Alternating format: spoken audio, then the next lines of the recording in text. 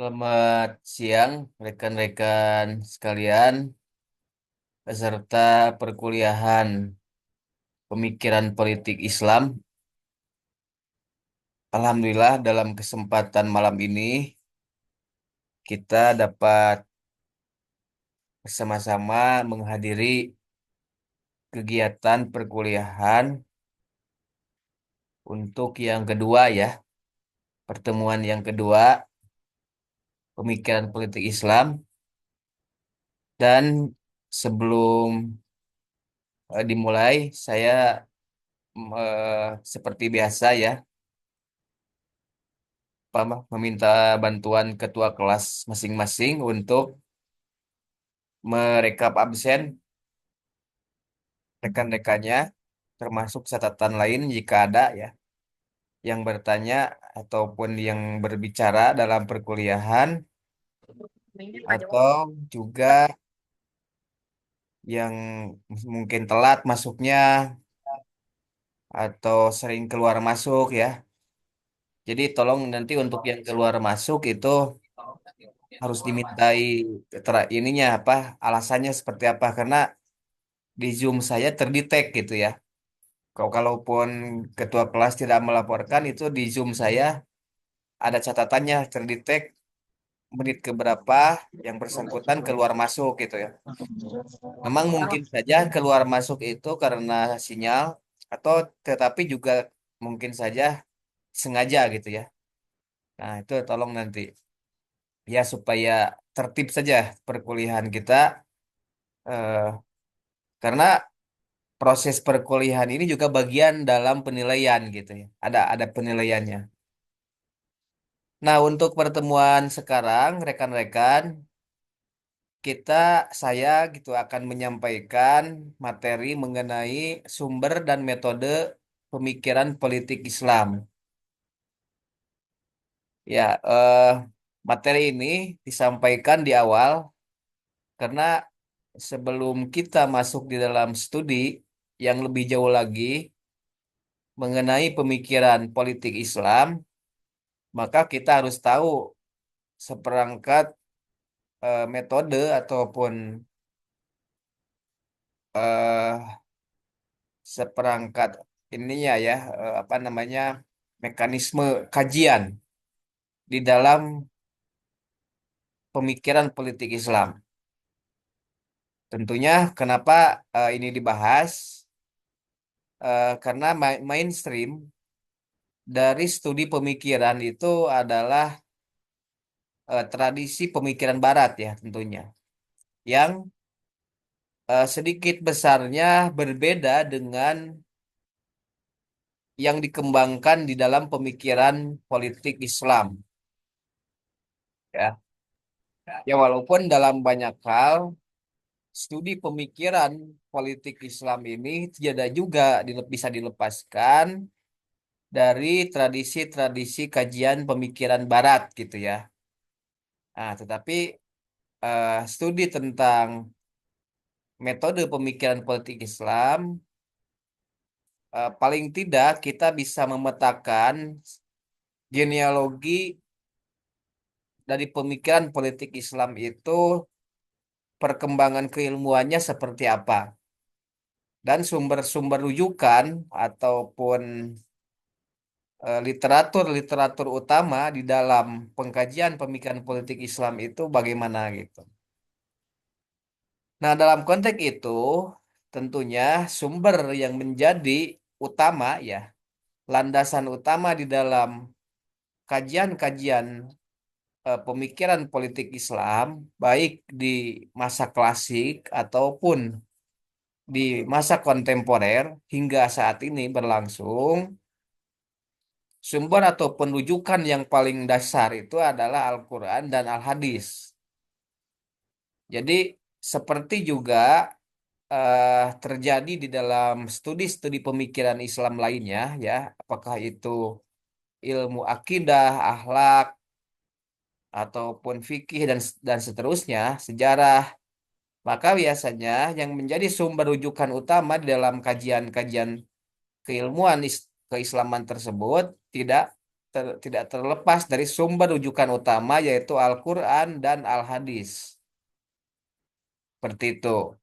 Ya, jadi Al-Quran dan Al-Hadis ini menjadi rujukan utama ya di dalam basis ya keilmuan ataupun pengembangan keilmuan di dalam studi pemikiran Islam ini. Nah, jadi eh, apa namanya Al-Quran dan Al-Hadis ini atau Quran hadis ya dalam bahasa kita ini sering eh, dijadikan sebagai rujukan utama. Nah, walaupun demikian, tentunya di dalam perkembangan keilmuan ke depannya, dalam kajian-kajian juga tarik ulur, bagaimana juga menempatkan akal gitu ya, menempatkan logika atau eh, hal-hal yang bersifat logis yang biasanya menjadi ciri khas dari dalam eh, keilmuan, pengembangan keilmuan Barat juga termasuk mendominasi ya. Artinya terjadi pergulatan di dalamnya, terutama digagas oleh para ilmuwan Islam yang cenderungnya mungkin aliran Mu'tazilah tentunya ya, Mu'tazilah dalam hal ini. Atau mungkin kalau di masa kontemporer juga ada kajian-kajian yang dikembangkan seperti jaringan Islam liberal misalnya. Tarik ulur antara bagaimana dominasi antara wahyu dengan akal itu juga tetap menjadi dinamika tersendiri. Namun demikian, dominasi di dalam kajian pemikiran Islam itu yang disepakati oleh para pemikir-pemikir Islam atau para ulama Islam tentunya adalah Al-Quran dan Al-Hadis. Itu masyhur ulama menyepakati sebagai rujukan utama di dalam kajian perkembangan pemikiran politik Islam. Jadi eh, seperti itu ya ininya apa yang menjadi dasar utama tentunya berbeda dengan pemikiran Barat yang mendasarkan kajian itu kepada eh, logos dan juga hal-hal yang bersifat empiris ya, yang bersifat empiris kemudian juga berdasarkan kepada humanisme, liberalisme dan seterusnya. Nah, ya tanpa juga sebenarnya menafikan atau meniadakan sama sekali akal dalam apa namanya pengkajian keilmuan lainnya. Makanya di dalam pemikiran politik Islam itu nanti ada sumber-sumber rujukan ya yang dijadikan sebagai penguat dalam studi pemikiran ya, dalam studi pemikiran. Ini penting untuk dipahami karena nanti juga ketika Anda membuat skripsi ya atau membuat tugas akhir di dalam kajian ilmu politik ini sangat memungkinkan, maka tentunya Anda juga harus mampu memahami mengenai sumber-sumber rujukan dari Al-Quran dan Al-Hadis yang tentunya yang terkait dengan kajian yang relevan tersebut.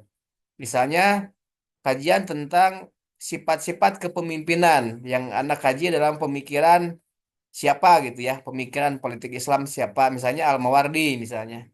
Tentunya juga harus mampu merujuk kepada Al-Quran atau ayat-ayat Al-Quran setidaknya dan juga keterangan-keterangan hadis yang berkaitan dengan hal-hal seperti itu. Ya, karena berbeda dengan kajian politik Barat yang tentunya tidak tidak dibutuhkan itu gitu ya. Jadi Anda akan kalau dalam membuat argumen di pemikiran politik Barat ataupun isu-isu politik lainnya itu kan yang menjadi rujukan biasanya teori-teori klasik gitu ya, teori-teori politik klasik. Misalnya kalau partai politik ya mungkin merujuk kepada ilmuwan-ilmuwan kepartaian ya, apakah itu Maurice Duperjes atau Giovanni Sartori misalnya yang populer dalam hal itu. Atau kalau misalnya tentang budaya politik, merujuk kepada ilmuwan seperti Almond ataupun Sidney Purba dan seterusnya. Nah, kalau dalam pemikiran politik tentunya persoalan wahyu ini juga terkait erat ya. Artinya eh, ada sedikit perbedaan sehingga Anda juga dapat menggunakan dalil-dalil Al-Quran dan Al-Hadis yang kemudian dipadu-padankan dengan eh, apa pemikiran-pemikiran ilmuwan Islam setelah masa klasik gitu ya. Termasuk juga akal dan seterusnya juga tetap dipakai. Cuman ada sistematikanya gitu. Ada sistematika di dalam prosedur kajian pemikiran politik Islam. Yang pertama, prosedurnya itu bahwa studi pemikiran politik Islam ini disepakati bahwa sumber ambilan pertamanya itu adalah wahyu, ya, wahyu. Nah, wahyu dalam konteks ini, ya, wahyu dalam konteks ini itu sebenarnya tidak hanya dianggap ya, tidak hanya dianggap Al-Quran saja, tetapi juga dia di dalamnya itu adalah Al-Hadis ya, wahyu dalam konteks ini itu yang kebenarannya itu ya tidak diragukan gitu, tidak diragukan. Jadi sumber ambilan pertama itu adalah Quran dan hadis. Pertama dan yang paling utama gitu ya. Al-Quran dan Al-Hadis. Tentunya kalau berbicara Al-Quran ini kan tidak ada perdebatan sebetulnya di dalam agama Islam. Ya banyaklah ini seperti yang tertampil di dalam eh, screen saya, screen yang saya tampilkan. Ini bisa dibaca berbagai sebagian surat di dalam Al-Quran yang eh, apa kontennya itu mengukuhkan bahwa berbagai kajian di dalam pemikiran Islam, baik itu politik ataupun apapun, itu tetap bersumber kepada Al-Quran dengan argumen-argumen berdasarkan surat-surat yang ada dalam Al-Quran. Ya, seperti tertulis di sini ya, tinggal dibaca saja oleh Anda. Ini ada surah misalnya eh, An-Nazm misalnya ya, kemudian Asy-Syura dan lain seterusnya. Nah, termasuk juga yang dimaksud wahyu dalam hal ini itu adalah sunnah ya, sunnah. Sunnah itu yang dimaksud dengan sunnah itu adalah ucapan ya, ucapan atau dalam bahasa Arabnya itu akwal, berbagai ucapan, ketetapan atau takrir ya. Nah, ketetapan atau takrir dan perbuatan ya, dan perbuatan atau afal, berbagai perbuatan atau afal dari Nabi Muhammad, dari Rasulullah Shallallahu Alaihi Wasallam dalam konteks ini ya. Nah, jadi yang dimaksud dengan sunnah itu yang dimaksud dengan sunnah itu adalah berbagai ucapan akwalu ya, wa takriru wa af'alu, bahasa Arabnya seperti itu. Semua ucapan ketetapan, jadi ketetapan itu kan tidak diucapkan juga tidak di apa namanya tidak dikatakan, tetapi itu Nabi pernah membuat ketetapan gitu ya. Mendiamkan saja itu kan menjadi rujukan sebetulnya. Nabi mendiamkan apa misalnya, berarti ya makanya di dalam hukum Islam itu kan ada hukum yang eh, wajib gitu ya. Ada juga hukum itu apa namanya itu sunnah gitu, sunat gitu ya dilakukan. Ada juga yang mubah atau boleh dilakukan gitu kan, tetapi juga tidak mendapatkan pahala. Kalau wajib itu kan dia mendapatkan pahala kalau dilakukan dan mendapatkan dosa kalau ditinggal. Itu wajib ya, kategori wajib. Kalau sunnah itu dilakukan mendapatkan pahala, kalau tidak dilakukan tidak menjadi dosa gitu. Itu dalam di dalam ketentuan fikih itu ada seperti itu. Ya, ada kajian-kajian seperti itu. Nah, jadi yang dimaksud dengan wahyu itu di dalamnya sana. Karena juga di dalam hadis itu juga ada biasanya salah satu jenis dari hadis itu ataupun ketetapan ataupun ucapan ataupun perkataan Nabi ataupun apa yang dilakukan oleh Nabi itu ada juga yang di dalamnya itu adalah hadis qudsi ya. Hadis qudsi itu firman Allah gitu ya, firman Tuhan tetapi tidak termasuk di dalam 30 juz ayat Al-Qur'an. Tetapi dia dimasukkannya itu di dalam hadis Nabi ya. Jadi perkataan atau firman Tuhan tapi adanya di hadis gitu. Makanya disebut sebagai hadis qudsi ya. Hadis qudsi. Nah, memang para ulama Islam itu juga berbeda pendapat ya terkait dengan kebenaran hadis. Jadi hadis ini tidak sepenuhnya tidak bulat gitu kan diterima oleh berbagai ulama besar ahli hadis.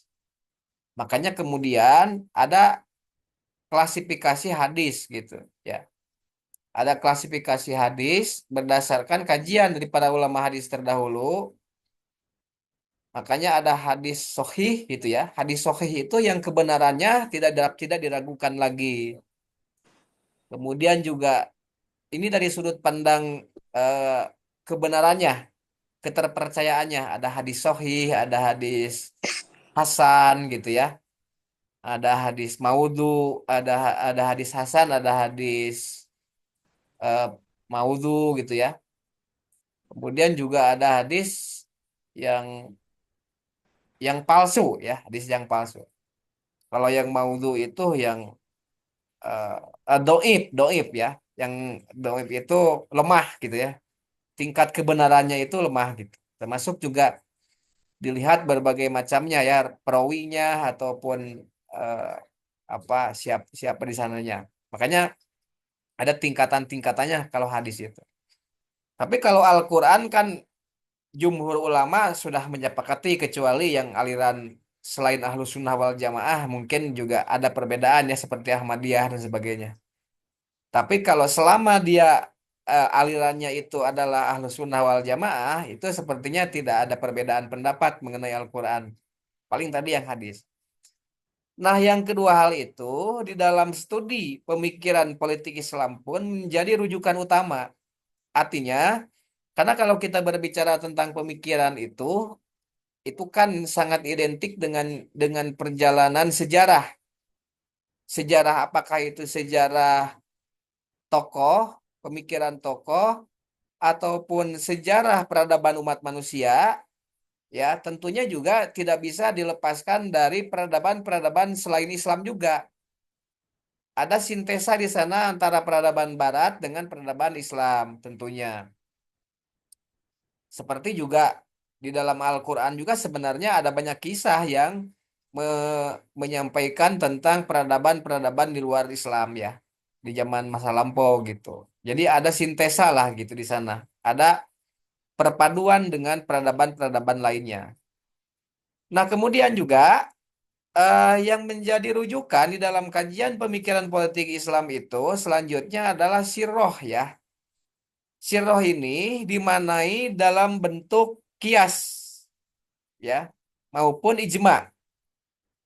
Nah, keduanya sering disebut sebagai ijtihad ya. Jadi ijtihad itu ijma dan kias ya yang dilakukan oleh para ulama. Nah, jadi kalau di dalam keilmuan Islam itu kan sebenarnya ada beberapa kajian yang perlu dipahami ya oleh rekan-rekan. Kan prinsipnya sebetulnya kalau kita ingin mengenal Islam itu termasuk dalam studi tentang pemikiran politik itu kan sumbernya Nabi sebenarnya. Jadi kalau memungkinkan ya Anda ketemu Nabi aja langsung ya, ketemu Nabi Muhammad aja langsung. Persoalannya kan tidak mudah untuk ketemu Nabi Muhammad. Mungkin di mimpi seperti apa. Kadangkala juga di mimpi juga validitasnya. diragukan. Kalau orang yang keimanannya nggak bener, ngaku-ngaku ketemu Nabi Muhammad, kan Nabi Muhammad juga jarang menemui orang yang nggak bener gitu, ya. Yang yang ditemui oleh Nabi Muhammad itu pasti orang yang punya kelebihan gitu. Kan mudah kalau dulu zaman dulu ketemu Nabi. Makanya informasi-informasi yang akurat tentang Islam itu ya dari sahabat terdekat Nabi. Kenapa kita kalau dalam kajian-kajian tentang keislaman itu selalu ngomong sahabat, sahabat, sahabat gitu. Ya karena para sahabat itu adalah orang-orang yang kesehariannya selalu siang malam bertemu dengan Nabi dan bersama Nabi. Sehingga ketika kita menginginkan sebenarnya seperti apa sih syariat yang disampaikan oleh Nabi, kalau kita tidak ketemu Nabi ya setidaknya kita mengikuti apa yang dilakukan oleh para sahabat berdasarkan informasi-informasi dari berbagai sumber kajian keislaman. Misalnya ya banyak kan ya dari sahabat Abu Bakar misalnya, Umar, Utsman dan seterusnya. Nah itu, setelah para sahabat kan meninggal juga pada akhirnya, sehingga kita harus percaya kepada siapa? Kebenaran-kebenaran itu. Ya kemudian setelah para sahabat itu adalah para tabiin. Bahasanya itu tabiin. Para tabiin itu adalah orang-orang yang hidup setelah para sahabat. Dia mengikuti ada yang juga bergaul dengan para sahabat dan mendapatkan informasi-informasi dari para sahabat. Setelah para tabiin, tabiin kan kemudian berlanjutlah kepada para ulama hingga pada saat ini. Gitu. Makanya kalau dalam Islam itu ajarannya turun temurun, ya. Kalau Nabi kalau Nabi Muhammad menyebutnya sebagai al ulamau warasatul anbiya. Ulama itu pewaris para nabi gitu. Ulama itu. Maksudnya apa? Bukan pewaris harta tahta, bukan. Yang dimaksud di sana itu, tapi mewarisi ajaran syariat dan pengetahuan dari Nabi Muhammad tentang keislaman. Nah, makanya nanti juga banyak ada perdebatan sih memang karena Nabi kan sebenarnya juga tidak banyak berbicara tentang politik, tetapi sebenarnya Nabi ini juga pernah mempraktekkan tentang tata pemerintahan ketika Nabi memimpin ya masyarakat di Madinah saat itu. Tapi juga tidak tidak banyak hal yang disampaikan oleh Nabi Muhammad terkait dengan praktek-praktek politik sesungguhnya. Seperti syarat-syarat kepemimpinan yang pasti itu seperti apa, itu ya debatable karena Nabi Muhammad juga tidak pernah menyebutkan secara pasti itu apakah sistem pemerintahan itu harus khalifah, harus kerajaan, harus seperti apa, apalagi dikatakan republik. Nabi Muhammad tidak pernah menyebut republik atau apa. Bahkan khalifah sendiri pun tidak pernah dikatakan oleh Nabi Muhammad ya sebagai bentuk pemerintahan. Yang ada di dalam Al-Quran itu adalah tentang khalifah itu diartikan sebagai pengganti atau ada juga ini Zainul fil ardi khalifah ya, menurunkan manusia di dunia itu sebagai pemimpin. Nah, ada juga kata seperti itu, tetapi tidak secara detail menunjukkan tentang bagaimana dibentuknya satu negara atau pemerintahan yang seperti kita kenal saat ini gitu. Itu problemnya yang kemudian menimbulkan berbanyak perdebatan dan menimbulkan berbagai macam penafsiran di kalangan terutama di para tabiin ya, para tabiin ataupun para pemikir Islam setelah Khulafaur Rasyidin atau setelah pemimpin yang empat setelah Nabi Muhammad itu. Setelah Khulafaur Rasyidin nanti kan kepemimpinan Islam itu dipegang oleh kekhalifahan-kekhalifahan yang berbeda dengan sistem Khulafaur Rasyidin ya. Jadi kalau kekhalifahan setelah Khulafaur Rasyidin itu lebih kepada kekhalifahan yang sifatnya kerajaan, ya sifatnya kerajaan. Jadi para khalifah setelah kekhalifahan Khulafaur Rasyidin sebenarnya lebih menganggap eh, khali apa namanya itu khalifatullah fil ar gitu ya. Mereka menganggap sebagai wakil Tuhan di muka bumi. Misalnya Bani Abbasiyah, Bani Umayyah ya, sebelumnya Bani Umayyah. Nanti kita akan bahas tuh ya, seperti itu ya, Bani Umayyah, Bani Abbasiyah, sampai tiga kerajaan besar Islam, Mogul, India, kerajaan Sapawi di Persia, ya. Kemudian juga Turki Osmani, Turki Ottoman ya yang sangat terkenal itu. Bahkan sampai menguasai dunia itu Turki Ottoman itu. Nah, sebelumnya Khulafaur Rasyidin itu tidak menganggap sebagai Khalifatullah fil ardi atau sebagai wakil Tuhan di muka bumi. Itu bisa dilihat dari berbagai eh, sumber bahwa Khalifah apa namanya? Khulafaur Rasyidin itu lebih kepada menggantikan nabi. Makanya namanya itu kalau di dalam literatur keislaman, rujukan-rujukan keislaman itu sebagai Khalifatun Nabi. Nah, itu yang perlu dipahami oleh Anda. Jadi Abu Bakar, Umar bin Khattab, Utsman, Ali ya, termasuk Khalifah Ali itu menganggapnya sebagai Khalifatun Nabi. Apa maksud Khalifatun Nabi itu adalah kepemerintahan pengganti Nabi gitu ya. Pemerintahan pengganti Nabi. Beda kalau Khalifatullah fil ardi itu adalah pengganti Tuhan. Persis seperti konsepnya kerajaan. Konsepnya kerajaan itu kan seperti kerajaan Yunani Romawi itu kan sebenarnya konsepnya pengganti Tuhan di muka bumi. Atau kalau dalam bahasanya orang-orang Yunani Romawi itu eh, pengganti dewa gitu. Makanya di kerajaan Romawi Yunani itu raja itu sering digambarkan sebagai dewa, ya, sebagai dewa.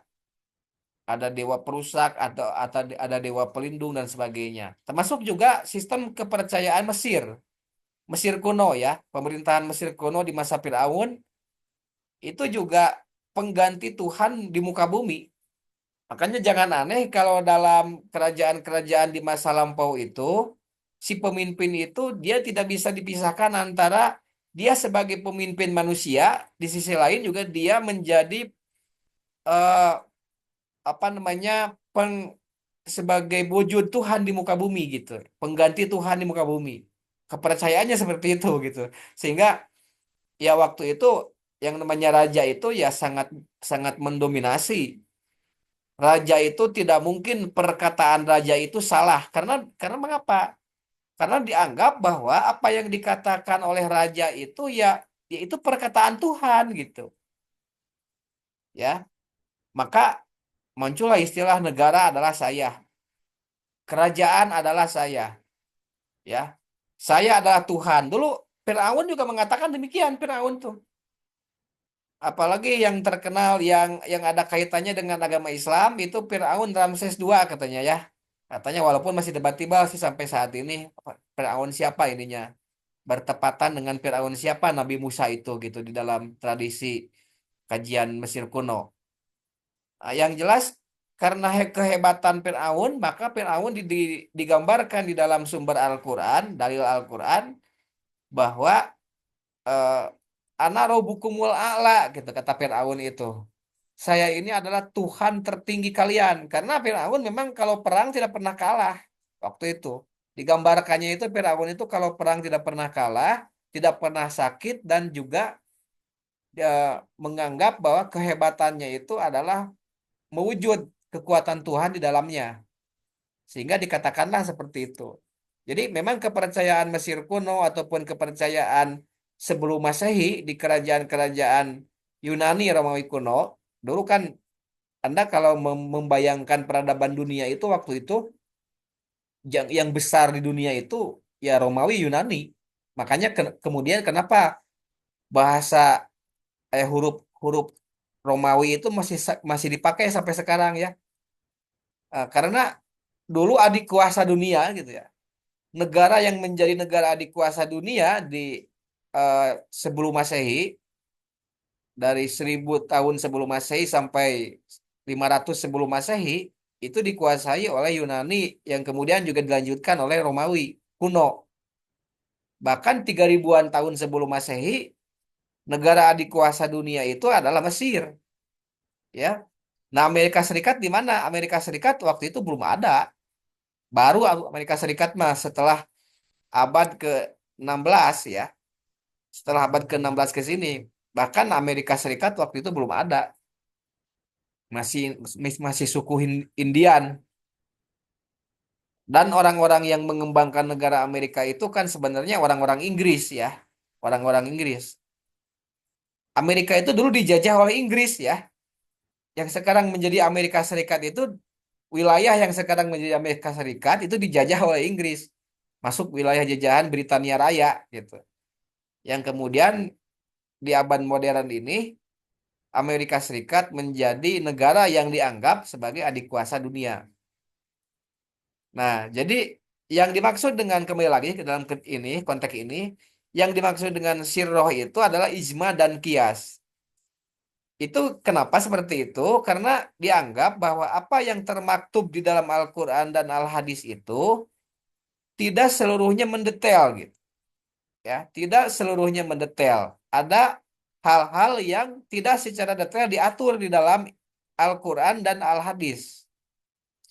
Ya, seperti misalnya contohnya sistem pemerintahan yang dikehendaki oleh Islam itu seperti apa sih? Itu menjadi pertanyaan karena di Al-Quran dan Al-Hadis tidak ada satupun ayat ataupun hadis ya yang secara detail menjelaskan bahwa sistem pemerintahan yang harus dilakukan atau yang harus dijalankan oleh negara-negara Islam itu adalah seperti apa misalnya? Apakah kekhalifahan atau apa? Itu tidak ada ya, tidak ada. Nah, baru kemudian muncullah apa yang disebut sebagai siroh yang terdiri di dalamnya itu adalah ijma dan kias atau para sahabat kemudian beristihad. Walaupun di Al-Quran dan hadis tidak ada, kemudian dibentuklah sistem kekhalifahan di masa Khulafaur Rasyidin dan juga di masa setelah Khulafaur Rasyidin. Seperti dinasti Bani Umayyah ya yang kemudian didirikan oleh Muawiyah bin Abi Sufyan bin Harb bin Umayyah. Kemudian juga setelah itu eh, selama ratusan tahun berjaya di dunia, dinasti Bani Umayyah kemudian dilanjutkan dengan dinasti Bani Abbasiyah yang didirikan oleh Abul Abbas As-Sapah ya, yang berdiri sangat lama sampai 800 tahun ya, bahkan sampai 1000 tahun ya, 1000 tahun walaupun kejayaannya sampai 600 sampai 800 tahun. Yang kemudian juga dilanjutkan lagi dengan yang lebih besar lagi yaitu Turki Ottoman atau Turki Osmani, kerajaan Mogul di India dan juga kerajaan Sapawi di Persia. Nah, itu yang menjadi perdebatan kalangan misalnya yang sepakat dengan bahwa sistem pemerintahan yang harus dijalankan oleh negara Islam itu oleh negara-negara yang berbasiskan Islam itu adalah kekhalifahan, itu mengacu kepada kekhalifahan yang pernah dijalankan oleh Khulafaur Rasyidin misalnya. Seperti dikehendaki oleh misalnya pemikiran tercermin di dalam pemikiran Hasan al-Banna misalnya, atau juga eh, apa namanya Said Kutub ya, Said Kutub dan seterusnya. Tetapi juga ada pemikir Islam yang mengatakan bahwa Islam tidak mengatur secara detail tentang sistem pemerintahan Islam. Tetapi Islam membebaskan negara-negara yang basisnya Islam untuk membentuk pemerintahan ya sesuai dengan kesepakatan-kesepakatan di antara masyarakat. Kalau misalnya di masyarakatnya sepakat untuk membentuk negara demokrasi, ya silakan bentuk. Nah, itu ada juga yang seperti itu. Seperti tercermin di dalam pemikirannya Ali Abdul Razik misalnya. Nanti kita juga salah satunya membahas ilmuwan fenomenal Islam, Ali Abdul Razik. Di dalam bukunya Al-Islam, Al-Usul, Al-Hukum. Atau dasar-dasar pemerintahan di dalam Islam. Itu yang sangat fenomenal. Seorang ahli tafsir Quran, hafal Al-Quran dalam usia 12 tahun, tetapi sering disebut sebagai pemikir Islam yang sekuler ataupun eh, pemikir Islam yang membedakan antara agama dengan negara gitu. Nah, ini kajiannya nanti antara kajian agama dan negara. Ada yang bahwa Islam itu harus melekat di dalam negara, ada yang mengatakan juga Islam jangan dibawa-bawa dalam kehidupan bernegara. Maka muncullah istilah sekularisme dan seterusnya. Ya. Nah, itu seperti tercermin di dalam pemikiran Ali Abdul Razik. Jangan dikira Ali Abdul Razik ini adalah orang yang tidak paham agama Islam. Ali Abdul Razik ini adalah seorang guru besar di Al-Azhar ya, Al-Azhar, Universitas Al-Azhar yang kemudian nanti disurutkan karena pemikirannya itu bertentangan dengan sebagian besar ulama Islam saat itu.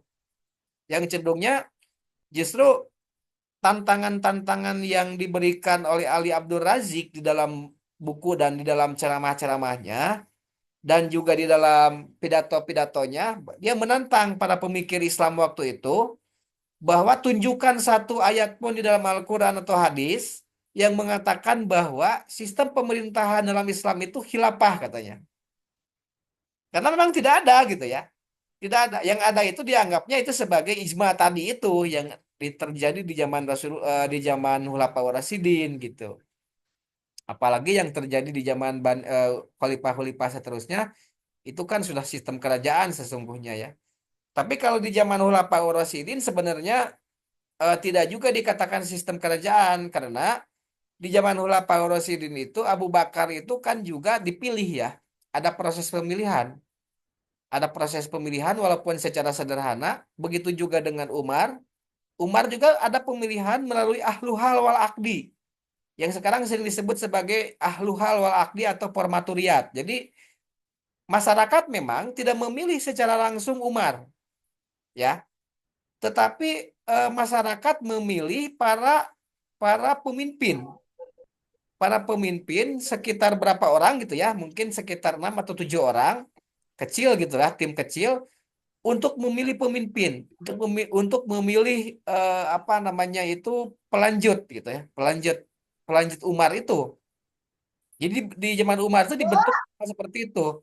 Yang kita kenal sekarang itu di masa saat ini sebagai Dewan Formaturiat. Mungkin sering dengar ya Anda di beberapa organisasi juga saya kira diberlakukan di beberapa organisasi Islam. Ada Formaturiat. Anggota memilih Formaturiat.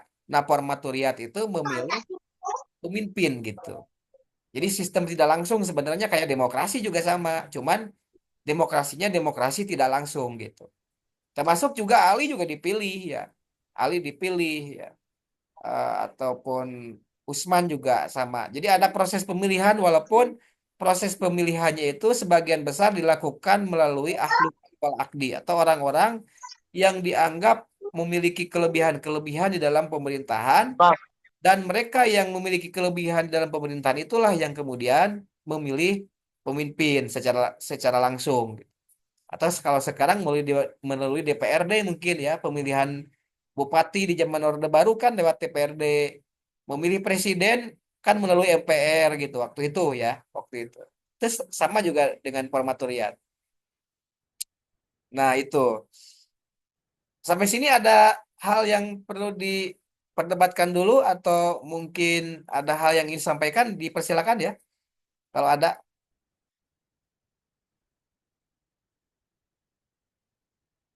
Jadi walaupun kita membicarakan mengenai politik Islam, mengenai politik, tentunya juga kita harus punya bekal pemahaman Al-Quran dan hadis.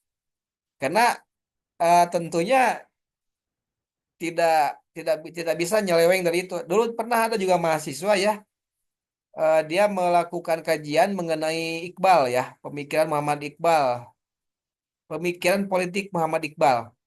Dia ngomong ke saya pembimbingnya, Pak, boleh nggak saya menggunakan dalil-dalil Al-Quran? Ya boleh, ya boleh sekali atau mengapa tidak boleh? Justru seharusnya memakai dalil-dalil Al-Quran gitu. Yang kemudian dalil-dalil Al-Quran itu juga dikembangkan lagi, di, dikuatkan lagi oleh dalil-dalil setelah Al-Quran, baik itu hadis, ijma qiyas, ataupun bahkan dalil nakli ya. Dalil akli ya, dalil akli. Dalil akli itu adalah dalil yang menggunakan logika, keilmuan ya. Nah, nah, apakah berhenti di sana? Persoalan ijma qiyas itu ternyata tidak juga. Sebagai manusia yang diberikan akal, diberikan kelebihan akal kita untuk berpikir dan seterusnya, Maka kemudian dalam kajian Islam pun akal sebagai ambilan ketiga persoalannya. Nah, disinilah perbedaan dengan pemikiran politik Barat. Kalau pemikiran politik Barat, akal itu sebagai ambilan pertama, logika itu sebagai ambilan pertama. Makanya Anda kalau menggunakan kajian pemikiran Barat, nanti bikin skripsi itu, saya akan mengujinya itu berdasarkan parameter-parameter pemikiran politik Barat tentunya. Ya, seperti misalnya dia harus menggunakan metode kajian ilmiah, apakah itu kualitatif ataupun kuantitatif ya. Kemudian dia harus sistematis, kemudian juga dia harus koheren ya antara data yang satu dengan data yang lain. Ada metodologi yang digunakan, pendekatannya seperti apa, sistematis, empiris bahkan ya, dan dapat digeneralisir. Nah, itu di dalam konteks pemikiran-pemikiran politik Barat. Apalagi kalau Anda menggunakan pendekatan pemikiran kajian kuantitatif, tentunya itu lebih positifis lagi ya. Harus mewakili benar-benar gitu kan. Harus dilakukan survei dan lain sebagainya. Nah, di dalam pemikiran politik Islam pun tetap digunakan akal ini. Walaupun sumbernya menjadi sumber ambilan ketiga, ya, sumber ambilan ketiga. Nah, kenapa demikian? Ya tidak bisa diragukan lah akal itu telah terbukti berhasil mengungkap sebagian hukum-hukum. Islam juga sepakat seperti itu, ya. Eh, sudah banyak ilmuwan-ilmuwan Islam di masa Bani Umayyah eh, terspesialisasi ya, khususnya di masa Bani Abbasiyah itu sebetulnya di masa Abbasiyah Islam itu menguasai dunia ya. Ilmu pengetahuan itu ilmu pengetahuan itu sumbernya di Islam. Makanya dulu perpustakaan-perpustakaan teramai, terbesar, bahkan terlengkap di dunia itu ya adanya di Baghdad ya. Adanya di Baghdad. Baghdad saat itu menjadi pusat peradaban dunia, khususnya di masa Bani Abbasiyah. Abbasiyah itu 800 tahun loh. Bayangkan kekuasaan dinasti Bani Abbasiyah menguasai dunia, hampir 3/4 dunia itu dikuasai oleh dinasti Bani Abbasiyah, itu 800 tahun. Dan eh, apa menguasai Eropa ya, bahkan menguasai Eropa. Makanya dulu kan yang namanya Spanyol itu sebetulnya Islam. Tapi karena ada perang salib di sana, sebagian Spanyol itu kemudian kembali lagi menjadi Kristen. Padahal dulu sebetulnya Spanyol itu pusat peradaban Islam, ya. Salah satu pusat peradaban Islam itu Spanyol dulu. Jajahannya, bukan jajahan lah, daerah kekuasaan dari dinasti Bani Abbasiyah gitu. Nah, itu pun di masa-masa itu berkembang juga. Makanya Anda jangan aneh kalau kemudian di masa-masa itu banyak ilmuwan-ilmuwan Islam yang terkenal, termasuk juga menjadi rujukan di Barat sebenarnya. Ya. Dan Baghdad itu menjadi pusat kajian kebudayaan Islam, kebudayaan dunia, bahkan keilmuan di seluruh dunia pada datang ke Baghdad. Dulu itu pada belajar ke Baghdad, Islam itu. Bahkan ulama-ulama Islam itu juga tidak hanya sekedar mempelajari Al-Quran dan Al-Hadis. Mereka ada yang juga familiar ya di bidang matematika misalnya. Al-Khwarizmi misalnya di bidang matematika. Di bidang kedokteran misalnya Ibnu Sina ya. Di bidang filsafat itu ada filsafat Islam, filosof Islam itu yang menjadi rujukan filosof-filosof dunia ya. Seperti Averroes misalnya, Ibnu Rusdi ya. Kemudian Al-Farabi ya. Al-Farabi itu keilmuannya itu di bahkan diambil oleh orang-orang Barat. Sampai juga Ibnu Khaldun ya. Ibnu Khaldun nanti kita bahas ya. Salah satunya Ibnu Khaldun, salah seorang sosiolog dunia ya, yang apa keilmuannya itu sampai saat ini bahkan dipelajari di Amerika, di Eropa dan seterusnya. Nah, jadi sebenarnya keilmuan Islam itu juga pernah besar ya di dunia ini, pernah menguasai dunia, tidak hanya berbicara mengenai Islam ansih ya, tetapi juga berbicara mengenai ilmu pengetahuan secara global gitu ya. Baik itu bidang astronomi, gravitasi, kedokteran, matematika ya, dan keilmuan-keilmuan lainnya sudah saya salah satunya sudah saya sebutkan tadi dan lain sebagainya lah banyak.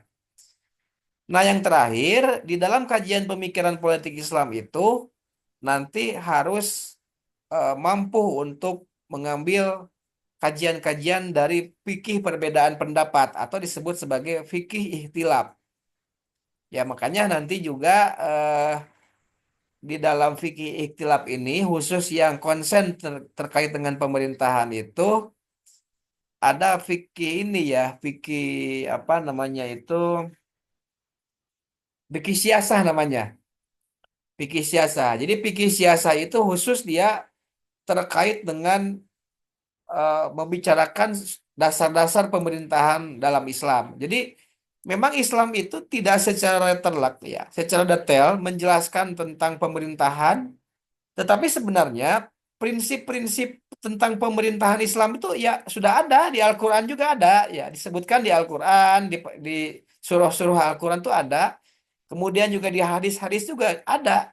Seperti misalnya pemimpin itu harus seperti apa, pemimpin itu harus adil gitu. Ada itu prinsip-prinsipnya. Kemudian juga harus mengedepankan partisipasi masyarakat, harus bermusyawarah dalam memecahkan masalah misalnya. Itu bahkan di Al-Quran ada ya, kalau tentang musyawarah. Wasawirhum fil amri. Nah, salah satu contohnya itu. Itu ayat Al-Quran ya, ayat Al-Quran. Kalau di hadis justru bahkan lebih banyak lagi yang terkait dengan harus bagaimana seorang pemimpin itu mampu menjadi pemecah persoalan di masyarakat. Kemudian juga harus bagaimana mampu menyerap aspirasi, partisipasi dan sebagainya. Itu kan sebenarnya hampir sama ya prinsip-prinsip itu dengan apa yang kita sebut di masa modern ini sebagai demokrasi atau prinsip-prinsip demokrasi gitu ya. Hampir sama sesungguhnya. Tetapi perbedaannya kalau demokrasi itu kan berdasarkan dari filsafat yang dibentuk oleh manusia ya. Ya, yang dibentuk oleh manusia. Plato dan Aristoteles misalnya. Filsafatnya filsafat yang dibentuk dari pemikiran ide manusia ya, Socrates, Plato, Aristoteles gitu. Tapi kalau Islam itu kan filsafatnya berasal dari konsep ketuhanan gitu ya. Berasal dari pemahaman tentang eh, keislaman gitu ya. Tuhan Tuhan yang esa dan seterusnya gitu. Berasal dari itu filsafatnya. Jadi bukan kehendak rakyat yang di ininya, tetapi ada dalam prakteknya kemudian ada kemiripan-kemiripan. Artinya seorang pemimpin itu harus adil, harus cakap bahkan ya, seorang pemimpin itu harus cakap dalam mengatasi persoalan. Itu ada prinsip-prinsip itu. Ya, ada di dalam Islam pun dan memiliki kemiripan gitu kan. Demokrasi memiliki kemiripan di dalam praktek-praktek pemerintahan dengan prinsip-prinsip yang terdapat di dalam Islam gitu. Nah, seperti itu sehingga nanti ini juga akan memberikan nuansa eh, pencampuran antara pemahaman dari Al-Quran dan hadis, kemudian juga dari siroh ya tadi, ijma qiyas, kemudian juga dari logika berpikir dan juga dengan fikih ihtilaf ya, fikih yang kemudian membentuk apa yang disebut sebagai fikih siasah nantinya. Nah, perpaduan itu kemudian melahirkanlah apa yang disebut sebagai pemikiran politik Islam yang termaktub di dalam banyak pemikir-pemikir Islam seperti Al-Farabi, Al-Mawardi, Ibnu Khaldun, ya. Anda bisa melihat bagaimana perpaduan antara eh, kajian-kajian sosiologi Barat yang dipadukan dengan kajian yang berdasarkan dari metode berpikir Islam ini. Seperti tercermin di dalam pemikiran Ibnu Khaldun. Itu sintesa dari pemikiran Barat dengan corak pemikiran Islam.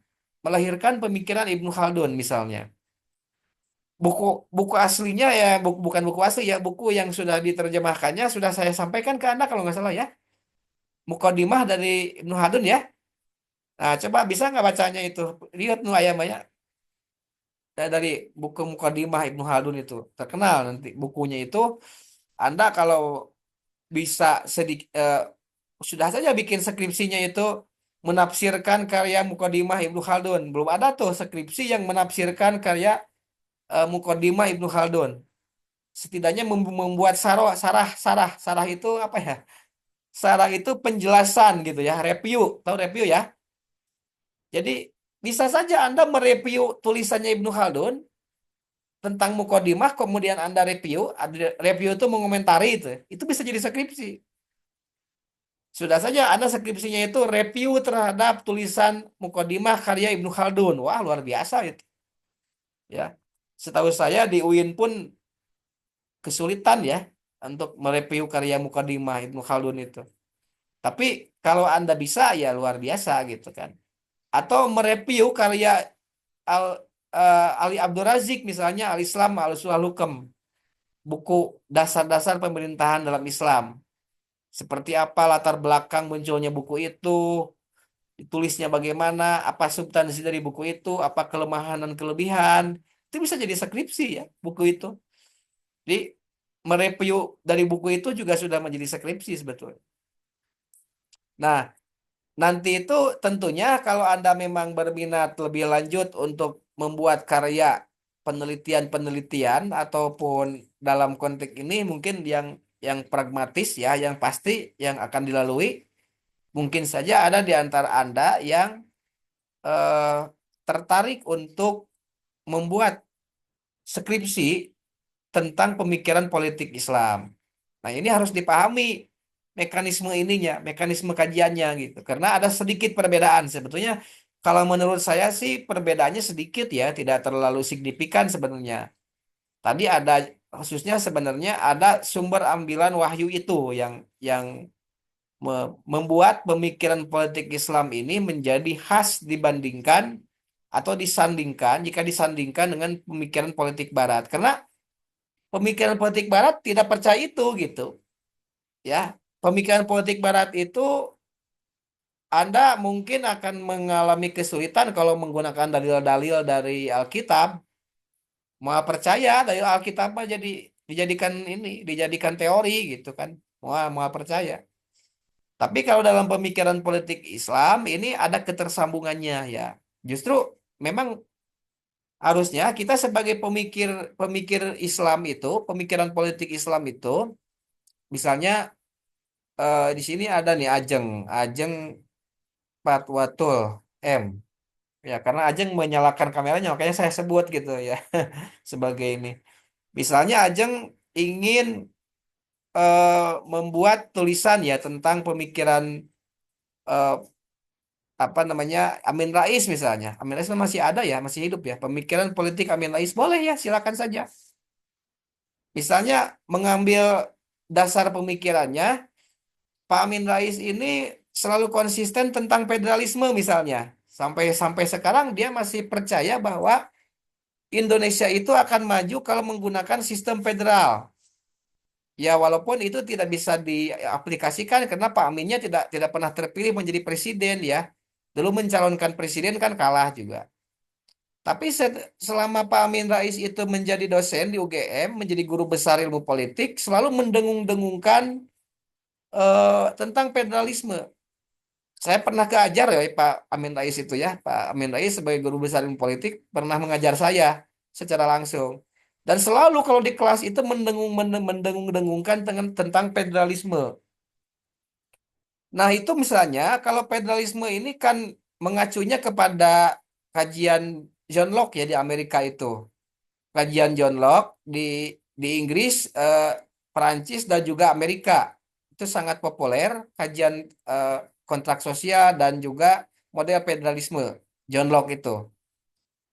Nah, kalau misalnya Pak Amin Rais mungkin bisa digali gitu ya. Bisa digali rujukannya kepada Al-Quran itu model federalis itu apakah ada atau tidak gitu. Misalnya. Mungkin saja bisa ada ketersambungan di Al-Quran, misalnya model federalis itu, model distrik itu seperti apa. Kalau tidak ditemukan, kemudian masuk ke hadis.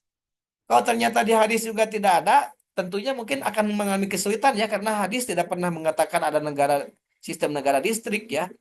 Nah, tapi bisa saja dalam sejarah-sejarah yang pernah dilakukan oleh Khulafaur Rasyidin, ataupun misalnya pernah dilakukan oleh dinasti Bani Umayyah, Abbasiyah dan seterusnya, apakah ada kemiripan-kemiripan dengan sistem distrik yang dikembangkan di Amerika sekarang ini dan akan diaplikasikan di Indonesia dalam perspektif Pak Amin misalnya? Kan bisa saja seperti itu ya. Karena kayak modelnya dinasti Turki Utsmani itu kan juga ada beberapa wilayah, beberapa negara, negara bagian yang mirip dengan distrik ya, mirip dengan distrik. Termasuk juga sistem sistem yang dikembangkan di kerajaan Majapahit di Indonesia, di Nusantara ya. Itu juga ada region satu, region 2, region 3. Kalau Anda baca bukunya Dr. Purwadi ya tentang negara Majapahit ya, negara Gajah Mada dan negara Majapahit ya judulnya, kalau nggak salah itu. Itu kan disebutkan ada region satu, region 2, region 3 misalnya. Region satu apa namanya? Suarna Bumi ya. Suarna Bumi itu seperti Pulau Sumatera. Pulau Sumatera sekarang itu. Itu kan wilayah jajahannya Majapahit atau negara bagiannya Majapahit. Jadi mereka itu kalau dalam federalisme itu disebutnya negara bagian biasanya. Mereka itu diberikan kewenangan penuh untuk memerintah ya, bahkan tanpa izin kepada pemerintah pusat sekalipun mereka, kecuali kalau berhubungan dengan perjanjian luar negeri ataupun internasional baru oleh negara pusat biasanya. Jadi kalau dalam sistem distrik itu negara-negara bagian itu dia lebih otonom dibandingkan dalam sistem eh, Indonesia ini, sistem kesatuan, negara kesatuan gitu. Ya, sistem negara kesatuan atau sistem ya seperti kita ini. Kita kan bukan sistem distrik. Modelnya kalaupun kemudian ada penguatan daerah, kemudian muncullah desentralisasi gitu ya, seperti itu. Tapi sistemnya adalah sistem terpusat sebetulnya. Ya, sistem terpusat.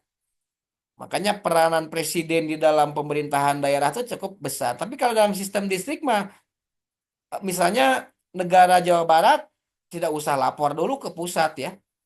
Mau apa-apa juga tidak usah lapor. Mereka sebagai negara yang punya kedaulatan, tetapi posisinya sebagai raja kecil di daerah gitu, posisinya itu. Tetap sih turut kalau ke atas mah gitu ininya. Cuman biasanya mereka dapat mengelola eh, termasuk juga keuangan segala macam ya, anggaran pendapatan segala macamnya itu biasanya tidak dibagi dengan pusat bahkan ya kalau negara bagian itu. Tidak dibagi dengan pusat. Biasanya mereka kalau berhubungan dengan pusat itu, kalau negara federal itu lebih terkait dengan perjanjian internasional atau hal-hal yang ada kaitannya dengan negara lain biasanya. Tapi selama dia mengurusi kehidupan masyarakatnya, itu full mereka itu diberikan kewenangan penuh oleh negara pusat gitu. Seperti Amerika seperti itu. Makanya ada negara bagian eh, California, Hawaii dan seterusnya ya, ada Wyoming dan lain sebagainya. Itu negara-negara bagian itu mereka ada pemilunya juga, ada pemilu-pemilu untuk memilih pemimpin negara bagian yang disebut sebagai gubernur ya. Namanya sama sih memang gubernur namanya. Hampir mirip dengan di kita namanya. Nah, jadi contohnya seperti itu ya, contoh pengembangan keilmuan dalam studi pemikiran politik Islam ya, dalam pengembangan studi pemikiran. Dan tentunya nanti juga ke depan kita akan mempelajari tipikal-tipikal mungkin karena keterbatasan pertemuan kita ya, mungkin pertemuan kita ini kan hanya 7 pertemuan sebelum UTS, eh, dan itu kita targetkan untuk mengkaji pemikiran-pemikiran internasional, Islam internasional gitu ya. Tentunya nanti kita akan cari eh, apa namanya pemikir yang setipe gitu ya. Pemikir pendahulu yang setipe misalnya diwakili oleh pemikir Al-Farabi misalnya, pemikiran-pemikiran awal. Kemudian juga mungkin saja nanti Ibnu Khaldun ya. Kemudian juga Al-Mawardi kita juga prioritaskan untuk dibahas yang dikenal luas itu, yang terkenal luas itu. Kemudian juga eh, Ali Abdul Razik ya, dan seterusnya. Sebenarnya nanti juga unik sebenarnya kayak Ali Abdul Razik ini kan eh, berbeda pemikiran dengan Hasan Albana ya. Dengan Hasan Albana berbeda pemikiran kalau Hasan Albana itu menyepakati atau mewajibkan, bahkan mewajibkan umat Islam itu untuk menggunakan sistem khalifah. Tapi sebaliknya kalau Ali Abdul Razik itu justru meniadakan, bukan mewajibkan lagi, meniadakan sistem khalifah. Jadi menurut Ali Abdul Razik, negara Islam itu ya berhak aja untuk memilih sistem kekhalifahan sendiri, yaitu sistem pemerintahnya sendiri. Padahal kedua-duanya seguru seilmu gitu ya. Kedua-duanya tuh seguru seilmu. Ya. Jadi gurunya sama gitu, tapi pemikirannya berbeda. Ya tidak masalah ya di dalam pemikiran. Tentunya setiap pemikir itu punya ciri khas masing-masing. Misalnya Nur Aisyah Sahrani punya pemikiran seperti apa, eh, Ardi Gunawan, Ardi Gunawansah punya pemikiran seperti apa, Susilawati punya pemikiran bagaimana. Walaupun objek kajiannya sama, tetapi pemikiran yang dikembangkannya bisa saja berbeda, ya tidak masalah ya. Namanya juga pemikiran, ya. Namanya pemikiran, tetapi semua akan memiliki sumbangsih yang berbeda-beda, ya. Clara, Marta, Clara eh, ini ya Muslim ya. Di sini ada yang Kristiani atau tidak? Atau ada Muslim, Pak. ya Muslim ya? Maksudnya Clara, tapi Clara namanya bahasa apa itu Clara? Nggak tahu, Pak. Oh nggak tahu ya. Ya dari orang tua ya. Mungkin ada Iya. yang dari Kristiani atau Hindu Buddha ada nggak? Dari Hindu Buddha yang ikut mata kuliah ini? Ya bisa biar saya menyesuaikan ya. Biar saya menyesuaikan. Kalau di antara rekan-rekan ada yang bukan Muslim gitu ya. Seperti itu. Jadi pemikiran politik Islam ini kan wajib diambil oleh semua mahasiswa ya, tanpa terkecuali agamanya gitu maksudnya. Tuh. Silakan kalau ada yang ingin ditanyakan dulu atau tidak mesti bertanya ya, mungkin menjelaskan ya. Fitri Nur, Neni Nopianti nih jadi ini oh, jadi kenal. Wajah saya terlihat nggak wajah saya oleh Anda? Terlihat, Pak. Mungkin agak gelap di sininya ya. Neni Nopianti ini semester apa? Saya semester 4, Pak. Empat ya, semester empat. Berarti bersamaan atau berbarengan dengan pesantrenan politik ya? Sama ya? Iya. Mata kuliah pesantrenan politik juga diambil ya? Iya, Pak. Nih, Raihan Abdurrahman. Ini sambil menyapa aja rekan-rekannya. Sambil menyapa. Silakan kalau ada komentar dulu ya. Komentar dulu eh, tidak akan saya salahkan lah. Bahkan Anda mendapatkan poin besar kalau bertanya itu. Muhammad Halo Pak, Gunawan. tes Pak. Ya, dengan siapa ini? Dengan Rifki dari kelas D Pak. Dengan Rifki dari kelas D. Rizky ya, Rizky dari Rifki kelas Pak. B. Nama Rif, lengkapnya siapa? Rifki Ardi Rifky ya, Rifky ya. Yunansyah. Tolong ketua kelas ditulis ya, dicatat ya yang bertanya ya. Silakan, Rifky. Mungkin seperti yang tadi dijelaskan bahwa kata Bapak tuh sumber studi Islam adanya Syirah, Wahyu, Akal dan lain sebagainya ya Pak. Eh, Kemudian saya juga kemarin-kemarin sempat baca buku eh, Islamic Political Thought oleh Gerhan Bowering. Ya, Nah, dalam buku itu dijelasin bahwa wahyu memang dianggap sebagai petunjuk yang tidak terbantahkan dalam mengatur kehidupan sosial politik umat Islam. Nah, namun seperti studi kasus kenyataan realitas sekarang tuh ya Pak, seperti di negara-negara dengan mayoritas Muslim seperti Arab Saudi atau tanah-tanah di Arab yang masih menerapkan hukum syariah, mungkin bertentangan dengan apa ya?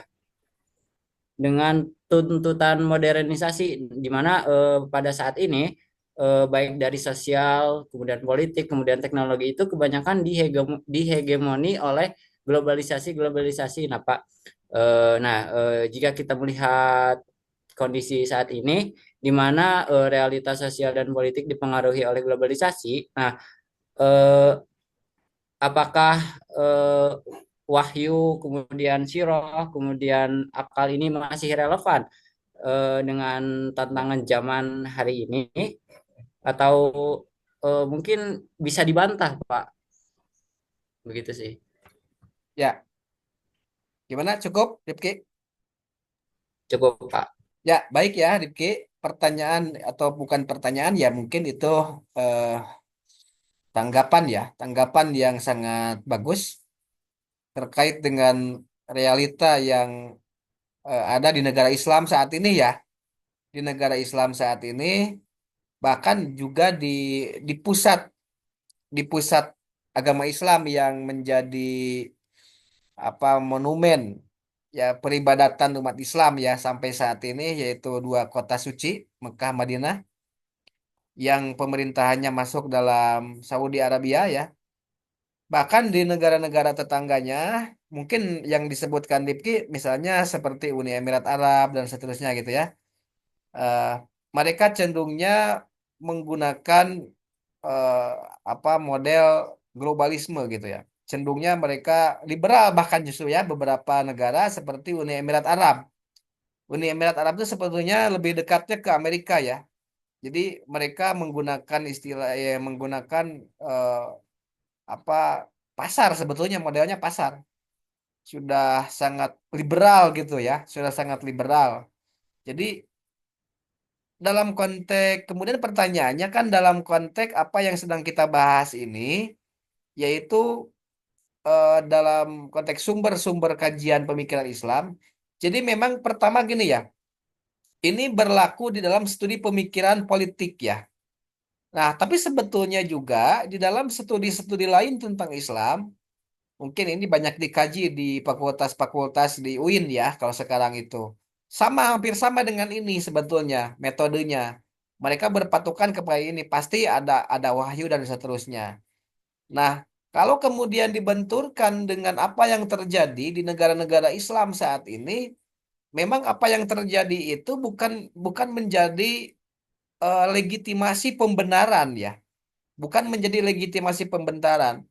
Kan kita bisa bertanya, apakah negara Saudi yang sekarang ini menjadi apa kiblatnya kita beribadat ke sana, apakah negaranya masih sesuai dengan syariat Islam? Itu pertanyaan besar ya. Kan kita bisa jawab juga belum tentu kan gitu ya. Belum tentu juga.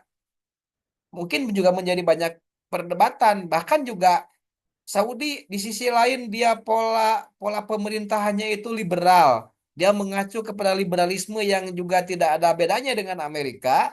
Tapi di sisi lain model keagamaannya itu lebih kepada model keagamaan yang juga tidak banyak disepakati oleh sebagian besar Ahlus Sunnah wal Jamaah. Seperti Wahabi misalnya, ya modelnya kan eh, model keagamaannya itu kan cenderungnya kepada eh, Muhammad bin Abdul Wahab ya ininya kiblatnya itu Wahabi. Wahabi itu masukkan diambil dari nama Muhammad bin Abdul Wahab yang cenderungnya lebih kepada kajian yang sangat tekstual, melihat Islam itu benar salah gitu ya, kajiannya tidak mendalam gitu, mudah menyesatkan orang, mengkafirkan orang kan begitu sebetulnya kalau Wahabi itu. Kenapa kenapa Ahlus Sunnah wal Jamaah itu sebagian besar ya, sebagian besar itu lebih banyak menyesatkan Wahabi gitu ya. Kalau saya sih tidak menyesatkan Wahabi kalau saya, tetapi di dalam dinamika berkembangnya pemikiran-pemikiran tentang keislaman ya bukan politik ini mah ya. Tentang keislaman Wahabi itu kan sering banyak dikatakan menyesatkan dikarenakan mudah mengkafirkan orang sebetulnya. Mudah mengkafirkan golongan di luar Wahabi gitu, ya. Jadi saklek sekali gitu. Itu bertentangan dengan Ahlus Sunnah wal Jamaah yang sebagian besar ada di Indonesia. Nah, tetapi di dalam ciri khas sistem politiknya justru tidak mencerminkan sistem politik yang seperti sistem politik yang Islami justru sangat liberal ya. Arab Saudi kemudian juga Uni Emirat Arab tuh sangat liberal dan sangat terbuka di sana. Makanya eh, Uni Emirat Arab itu kan salah satu negara yang sangat terbuka dengan investasi terhadap negara manapun dia. Walaupun negaranya kecil, gedung-gedung tertinggi di dunia itu kan ada di Uni Emirat Arab ya. Tahu kan ada kan ya? Berada di ini. Di sisi lain itu juga menjadi kebanggaan, tapi di sisi lain juga ya eh, dilematisnya negara itu kan negara yang sangat liberal. Makanya kalau ada kajiannya khusus ya, kajian Timur Tengah dan Islam itu ada kajiannya khusus. Itu kan Islam di Timur Tengah itu ternyata tidak bersatu juga. Islam di Timur Tengah itu kan mereka punya kepentingan-kepentingan yang berbeda-beda ya. Ada Syiah misalnya, Syiah yang tercermin di dalam sistem pemerintahannya Iran, itu kan berbeda lagi kepentingannya dengan Turki. Turki yang cenderungnya sangat liberal setelah kejatuhan sistem kekhalifahan, kemudian dihapuskan di masa Mustafa Kemal Atatürk ya. Nah, sampai saat ini Turki ini kan Republik Turki yang modern dianggapnya gitu. Nah, demikian juga dengan negara-negara lain ya, negara-negara di apa Eropa di Asia Barat juga atau sering disebut sebagai Timur Tengah gitu. Justru kalau kita mengkaji kepada apakah mereka itu sesuai dengan syariat Islam, belum tentu juga sih ya, belum tentu juga. Nah, artinya walaupun mereka itu negaranya sebagian besar beragama Islam, tetapi sistem yang dijalankannya itu apakah sesuai dengan syariat Islam ya, belum tentu juga. Jadi apa yang dipraktekkan dalam sistem sistem pemerintahan di negara itu tidak menjadi rujukan bahwa negara itu paling sesuai dengan syariat keislaman gitu, mengikuti syariat Islam. Tapi sesungguhnya para ilmuwan Islam itu sudah sependapat mengenai metode kajian-kajian di dalam pengembangan keilmuan Islam. Apakah itu tahu ilmu tentang tauhid, apakah itu tentang filsafat keislaman, apakah itu tentang syariat, ya, fikih dan seterusnya, termasuk juga tentang pemikiran Islam, tetap mengacu kepada hal-hal yang demikian. Ya, ada wahyu, ada lain sebagainya. Jadi kajiannya tidak apa kemana-mana, tetap mereka mengacunya seperti ini. Termasuk juga yang dikembangkan oleh para pemikir lain. Tapi unik juga ya, unik juga karena Islam itu kan tidak apa namanya ya, tidak tunggal ya. Perkembangannya itu tidak tunggal. Baik di dalam fikih maupun di dalam kajian-kajian lainnya, termasuk politik apalagi, itu tidak tunggal. Ada versi Syiah, ada versi Khawarij, Mu'tazilah, wah luar biasa ya. Bahkan versi Syiah itu kan pemikiran politik Islamnya itu unik juga. Mereka eh, mungkin juga ada istilah-istilah yang dikembangkan yang berbeda di dalam Al-Quran yang kita pahami sekarang ini. Misalnya sistem imamah segala macam kan tidak dikenal di ahli sunnah wal jamaah itu sistem imamah itu kan tidak dikenal sebagai sistem pemerintahan ya sistem imamah itu. Tetapi dikenal di dalam sistem eh, Syiah gitu ya. Sampai bahkan diaplikasikan dalam negara Iran itu ada sistem imamah di Iran itu. Ada ada pemimpin tertingginya seperti Khomeini misalnya. Jadi Iran modern itu kan mengembangkan sistem pemerintahan Syiah sebetulnya ya, Iran modern itu. Jadi kalau Anda ingin meneliti tentang si pemikiran politik Syiah, itu prakteknya itu ada di Iran. Yang paling bagus merepresentasikan pemikiran politik Islam Syiah itu ya Iran gitu ya. Nah, jadi seperti itu ya rekan-rekan sekalian. Nah, berbeda lagi misalnya dengan pemikiran yang dikembangkan dengan ada intelektual-intelektual Islam yang besar di barat gitu ya, yang besar di barat. Mereka juga terfragmentasi. Ada mereka itu yang kemudian bercorak berpikirnya menjadi sekuler dan cenderungnya searah dengan liberalisme, walaupun kritis juga di satu sisi, seperti Fajrul Rahman misalnya, karena Fajrul Rahman itu dia besarnya di Amerika dan dia menjadi guru besar ya, guru besar di universitas di Amerika. Makanya corak berpikir keislamannya itu ya corak berpikir yang dikembangkan di negara seperti yang tercermin dalam negara Amerika yang mengembangkan kehidupan modern. ya modelnya coraknya kehidupan modern yang luar biasa ya Amerika seperti itu. Tetapi juga berbeda dengan pemikir-pemikir lain, misalnya ada juga yang mengembangkan tentang gender dan politik, misalnya yang tercermin dari pemikirannya Fatima Mernissi ya. Nah, Fatima Mernissi ataupun bahkan Hasan Hanafi misalnya tentang oksidentalisme ya, tentang oksidentalisme sebagai tandingannya ya, atau orientalisme Edward Said misalnya. Ada Edward Said ya tentang orientalisme. Kebalikannya dari Orientalisme itu kebalikan dari eh, westernalisasi atau kebarat-baratan. Justru mulai dikembangkan bagaimana juga ada orientalisme, ketimuran, pusat peradaban ketimuran gitu ya. Nah, itu sudah mulai ada ya. Sudah mulai ada ilmuwan-ilmuwan Islam yang pemikiran-pemikirannya itu mulai meloncat. Ada loncatan-loncatan pemikiran yang tidak kalah eh, modernnya justru pemikirannya itu dengan ilmuwan-ilmuwan barat lainnya gitu. Gitu ya, Ripki ya, Ripki, Ripki Adi Gunawan. Saya kira bagus tadi apa yang disampaikan. Ada lagi yang lain?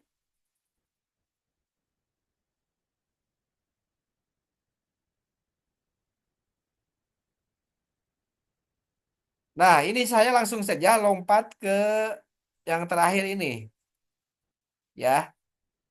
Jadi pemikiran politik Islam itu ada beberapa perbedaan yang cukup signifikan ya terkait dengan mainstream kajiannya. Mainstream kajian yang dikembangkan di dalam pemikiran politik Islam itu religius ilmiah. Jadi mainstreamnya itu religius ilmiah. Walaupun istilah ini sebetulnya menjadi perdebatan juga ya sebetulnya ya. Biasalah kalau dalam perbincangan-perbincangan ilmu pengetahuan itu selalu banyak perdebatan. Tapi yang dimaksudkan di dalam istilah religius ilmiah itu yang tadi itu bahwa wahyu itu memiliki corak pemikiran yang kental terlihat ya religiusnya itu di dalam berbagai kajian-kajian bahkan sampai kajian-kajian yang sifatnya kritis ya Oke. yang dikembangkan di dalam pemikiran politik Islam. Berbeda dengan mainstreamnya pemikiran politik Barat yang cenderungnya positifis. Lah positifis itu sumbernya apa? Sumber dari positifis itu adalah logika dan empirisme. Ya, kenapa logika?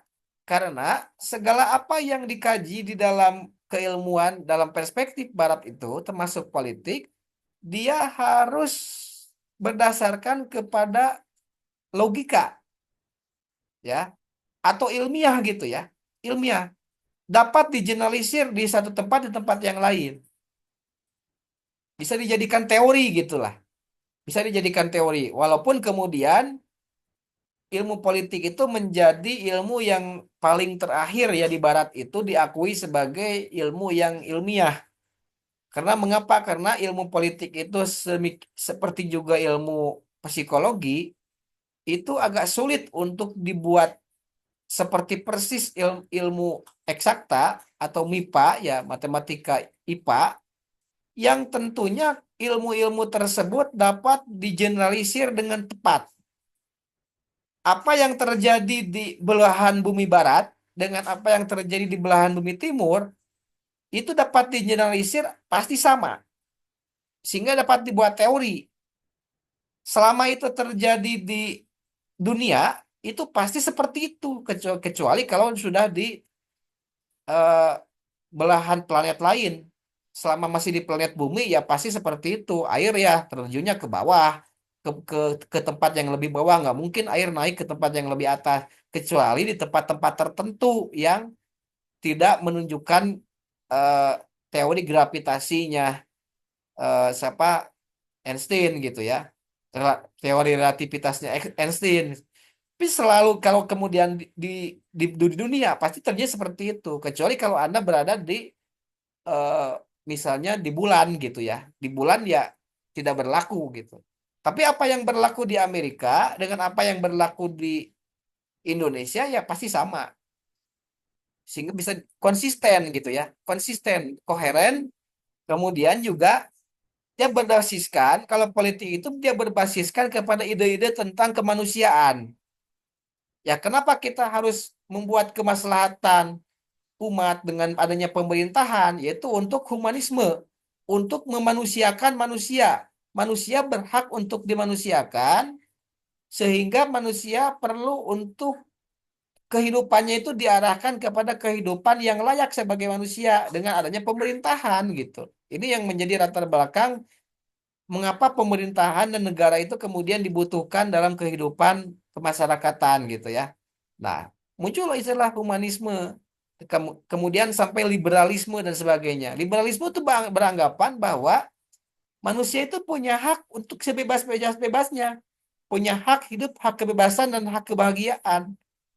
Dan hak-hak itu perlu dijunjung tinggi. Jadi liberalisme itu bagus sesungguhnya ya, tetapi liberalisme ini kemudian dalam perspektif modern ini juga dikritik ya, memiliki kelemahan ya karena terlalu kebebasan, terlalu bebas pada akhirnya apa yang menjadi batasan dari kebebasan orang lain?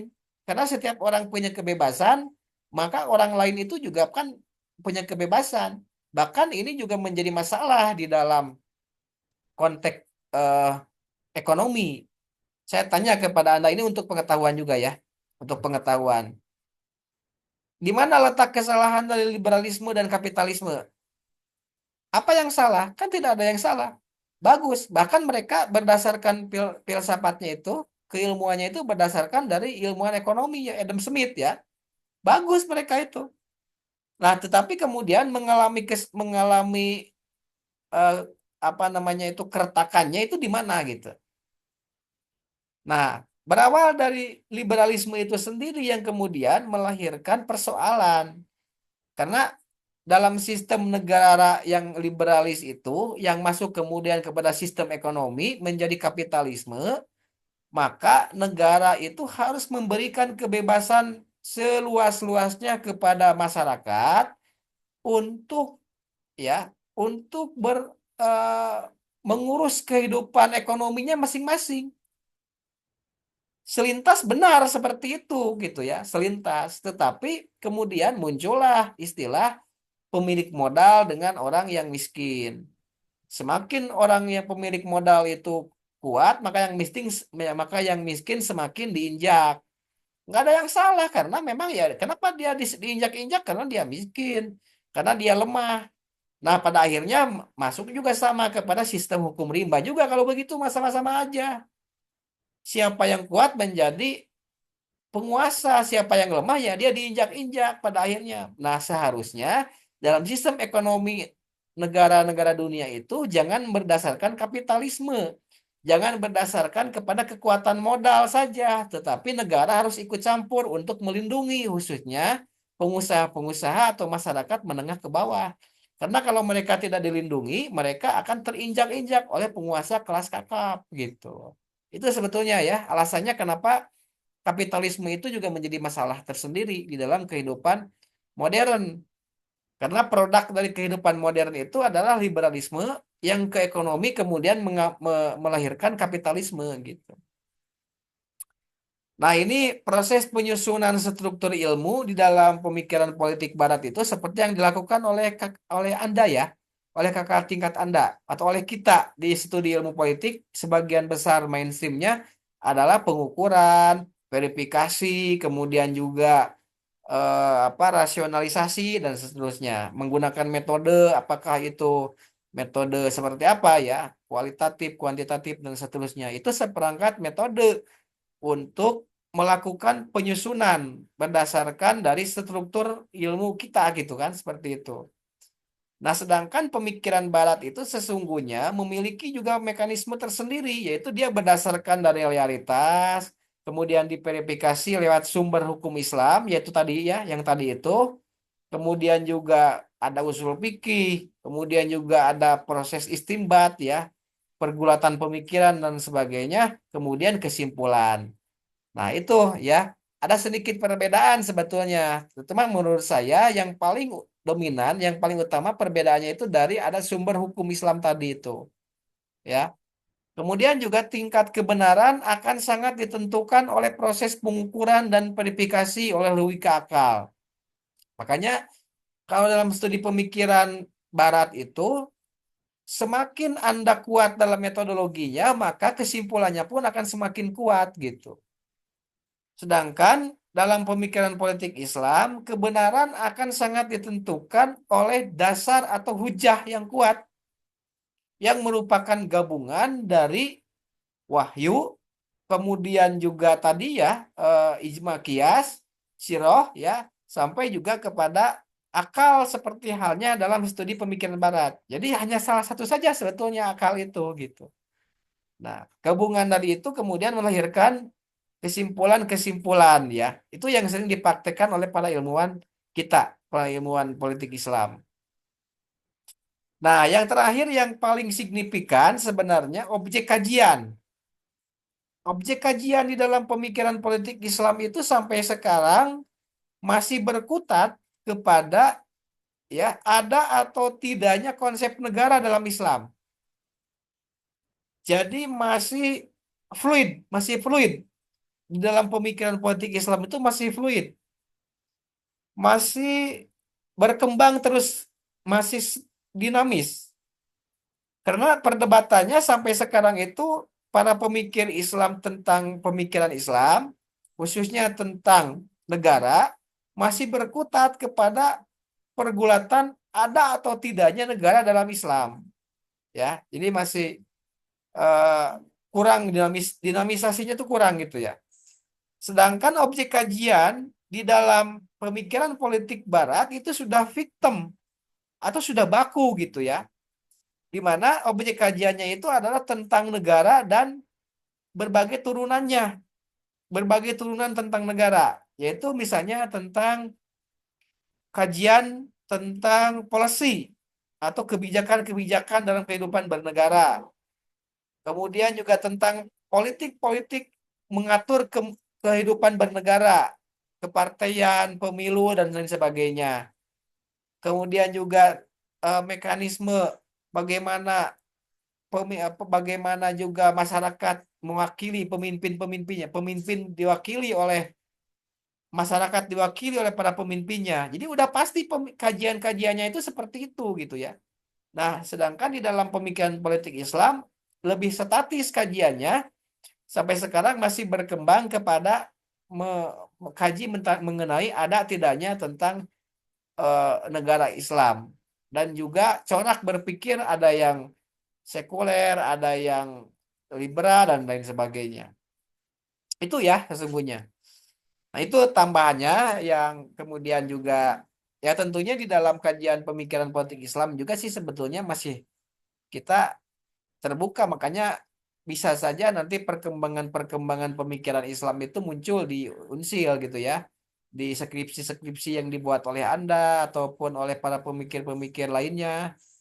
Dari perbincangan-perbincangan itu nanti melahirkan model baru atau teori-teori baru mengenai pemikiran politik Islam selain yang sudah ada dari mulai Al-Farabi, Al-Mawardi dan seterusnya sampai kepada pemikir-pemikir Indonesia seperti Gus Dur, Abdurrahman Wahid ya, atau Amin Rais dan lain sebagainya gitu. Nah, silakan rekan-rekan, jika masih ada yang perlu kita diskusikan, mungkin sebagai pengantar dan juga sebagai warming up untuk diskusi-diskusi yang akan datang. eh, ini ceramah saya cukup seperti ini, tapi jikalau ada yang masih perlu untuk kita diskusikan, kita perdebatkan, saya masih berikan kesempatan ya. Silakan. Tapi saya berharap sedikitnya ada pengetahuan di malam ini yang di ini ya, yang didapatkan oleh Anda ya.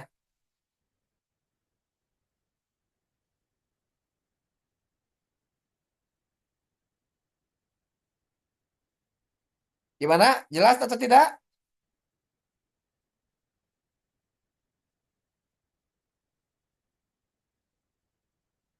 Jelas, Pak. Baik ya, kalau tidak ada pertanyaan, untuk pertemuan malam ini saya sementara cukupkan sampai segini, sampai kajian ini. Kita akan lanjutkan minggu depan ke materi selanjutnya, materi lainnya ya, mengenai ini ya, mengenai peristiwa politik yang menjadi momentum dasar munculnya pemikiran politik Islam pertama di dunia gitu ya. Nah, besok kita akan pelajari itu. Memang coraknya sebagian besar sangat dipengaruhi pada pendekatan sejarah. Artinya, kalau sejarah kan versinya banyak gitu. Tapi saya akan merangkum dari berbagai versi tentunya, dari berbagai versi yang ada. Makanya besok sebenarnya kalau di antara Anda ada yang beraliran Syiah, mungkin ada banyak ini juga ya, ada banyak tersinggung misalnya. Atau ada aliran yang lain misalnya ya. Karena ini versinya banyak ya, ada versi Syiah itu. Karena gini, di dalam pemikiran Islam itu muncul perdebatan nanti. Muncul perdebatan eh, mengenai siapa yang menggantikan Nabi setelah Nabi meninggal. Nah, nanti di sana muncul teori politik mengenai sumber kekuasaan ataupun asal pemimpin sampai sampai dibahas seperti itu ya. Nah, termasuk konflik-konflik yang ada di dalam generasi Islam pertama, para sahabat yang awalnya juga sahabat terdekat Nabi juga banyak yang berkonflik ya, banyak berkonflik. Bahkan apa para Khulafaur Rasyidin itu juga meninggalnya ya, ya itu yang perlu diketahui juga dalam sejarah Islam. Anda harus tahu Abu Bakar meninggal sakit ya. Umar bin Khattab itu meninggal karena pembunuhan ya. Khalifah Umar bin Khattab itu meninggal karena pembunuhan juga. Utsman itu juga meninggalnya dibunuh ya karena ada kelompok-kelompok yang tidak sependapat dengan corak pemerintahan Utsman ya. Banyak banyak para sahabat Nabi atau anak-anaknya juga yang terlibat dalam proses itu. Terlibat dalam artian juga perdebatan lah, ada yang mengatakan seperti apa, bersalah atau tidak, itu kan juga relatif ya, namanya sejarah. Bahkan Ali bin Abi Thalib juga meninggalnya juga sama ya, ada pembunuhan juga oleh seorang tokoh namanya Abdurrahman bin Muljam. Jadi banyak yang debatibel sebetulnya di dalam sejarah Islam di generasi awal, termasuk juga cara Muawiyah bin Abi Sufyan gitu, eh, apa mendapatkan tahta juga menimbulkan banyak persoalan, bahkan sampai sekarang menjadi sekte-sekte tersendiri di dalam Islam. Ada Syiah, ada Khawarij, Mu'tazilah dan sebagainya. Jadi setelah Nabi meninggal itu banyak sekte di dalam Islam itu yang awalnya berasal dari persoalan politik. Ada Syiah, ada Khawarij, ada golongan-golongan lain ya, Murji'ah dan sebagainya. Wah, banyak sekali itu sebetulnya. Ya kita rangkum saja lah gitu. Kita rangkum saja, besok kita lebih detailkan lagi ya. Demikian saja yang dapat saya sampaikan. Terima kasih atas segala perhatian rekan-rekan sekalian. Semoga apa yang saya sampaikan bermanfaat dan juga eh, mendapatkan selalu mendapatkan berkah dari Tuhan ya. Terima kasih semuanya. Assalamualaikum warahmatullahi wabarakatuh. Waalaikumsalam Waalaikumsalam warahmatullahi wabarakatuh. warahmatullahi wabarakatuh. Waalaikumsalam warahmatullahi